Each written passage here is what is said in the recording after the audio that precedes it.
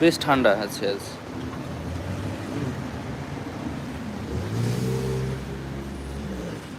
বিশাল বড় বড় মাছ দেখায় আপনাদের।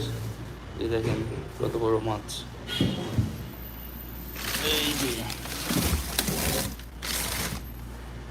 5 কেজি ওজনের প্রায়। এটা 3 কেজি।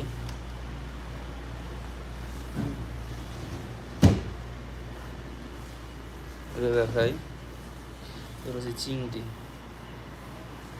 খুবই সুন্দর চিংড়িগুলো।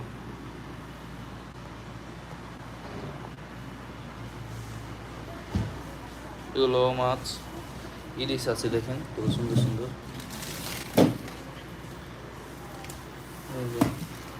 1.5 কেজি ওজনের,